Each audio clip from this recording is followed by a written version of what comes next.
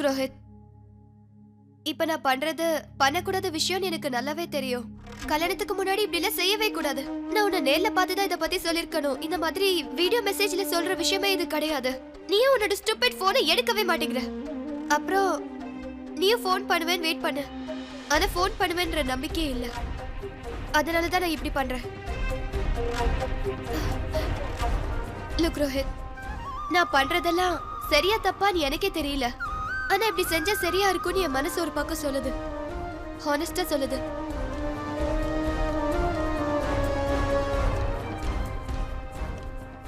Rohit, I love. நான் இப்ப யார விரும்புறேன்னு சொல்லுவா, அது நீ இல்ல. அவர் என் வாழ்க்கையில அன்எக்ஸ்பெக்டடா உள்ள வந்துட்டாரு. அவர் வருவாருன்னு எக்ஸ்பெக்ட் பண்ணவே இல்ல. அண்ட் ஐ நோ ரோஹித், என் வாழ்க்கையில நான் அவர் கூட சேர்ந்து வாழணும்னு ஆசைப்படுறேன். I'm so sorry Rohit. எனக்கு தெரியும் அது நான் எத்தனை தடவை சாரி சொன்னாலும் அது பத்தாது. ஏன்னா நம்ம எங்கேஜ்டா இருக்கோம். ஏன்னா நான் இந்த இடத்துக்கு லொகேஷன் பார்க்க தான் வந்தேன். இந்த இடத்துல காதல் வரும் நான் எதிர்பார்க்கல. சொல்ல போனா எனக்கு இந்த காதல் மேல சுத்தமா நம்பிக்கையே இல்ல. இந்த மாதிரி காதல் எல்லாம் நான் பிலிம்ல மட்டும்தான் பார்த்திருக்கேன். ஆனா அப்படி இல்ல ரோஹித். இந்த மாதிரி ரியல் லைஃப்லயும் நடக்குது. ஆனா இத ஃபீல் பண்ண வச்சதே அவர்தான். லுக் ரோஹித், எனக்கு நல்லா தெரியும் இப்போ மனசு ரொம்ப கஷ்டப்படும் தான். அண்ட் ட்ரஸ்ட் மீ, நான் உனக்கு நல்ல ஃப்ரெண்ட். நான் என்னோட பெஸ்ட் ஃப்ரெண்டை எப்பவுமே ஹர்ட் பண்ண நினைக்க மாட்டேன். ஆனா இருந்தாலும் நான் இப்ப வேற ஒருத்தரை லவ் பண்றேனே. நான் உனக்கு கல்யாணம் பண்ணிக்கிட்டேன்னு வையே, அப்புறம் என் வாழ்க்கையை நானே ஏமாத்திட்ட மாதிரி ஆயிடும். என்னால பொய்யான வாழ்க்கையை வாழ முடியாது ரோஹித். உண்மையாவே ஐ அம் ரியலி சாரி ரோஹித். என்னால உனக்கு கல்யாணம் பண்ணிக்க முடியாது.